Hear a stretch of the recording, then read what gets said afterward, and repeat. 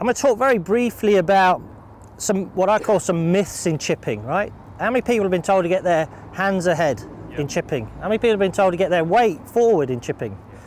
Ball back? Okay, well, they're the myths of chipping, in my opinion.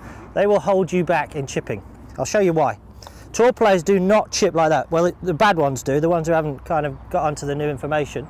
But what happens is, look, if you get your lower body weight forward, which is what people do when they say, right, get your weight forward, watch where my sternum goes, watch. So here's my sternum. Where's my sternum just gone? If I address the ball here. So if my lower body weight goes forward, my sternum goes back, right?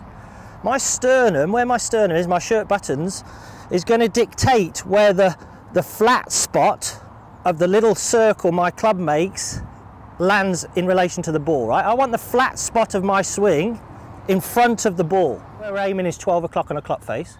We've got the feet, knees, hips and shoulders at 11 o'clock. And if I've got the sternum ahead and my upper body forward, my shoulders are naturally going to be slightly open, okay? If you get your shoulders very square and get your lower body forward, your sternum's behind, you've now set yourself up to hit behind the ball, whether you like it or not, okay? So you have to make two adjustments to stop hitting behind the ball. And what you have to do is move the ball way back and move the hands way forward.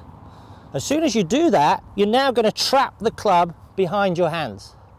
So you have to make an adjustment. You either have to raise it up, so you end up hitting this shot, this kind of thin, kind of toppy shot, or,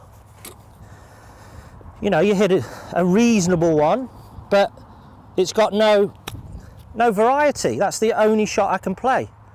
So if you set up a little bit against conventional wisdom, you will chip much better, okay? So feet, knees, hips and shoulders at 11 o'clock, upper body forward, not lower body, sternum ahead of the ball. If you get really close to it, you connect your triceps to your rib cage. As soon as you connect your triceps to your rib cage, your hands and arms are not going to be too independent of your body. People get told in a chip to hinge the wrists on the way back and all this sort of thing. I like to get the feeling of, almost feeling like the right arm and the shaft are in line throughout the whole stroke here. So on the way back, the right arm and the shaft kind of stay together the whole way. So the club is always with you. You see that? We've never got the club trapped behind you. As soon as you trap it behind you, you slow the shaft, you deal off the club, you're going to get no performance out of your ball. Well, all of you will have been told as well, keep the angle in your right wrist, keep the angle in your right wrist.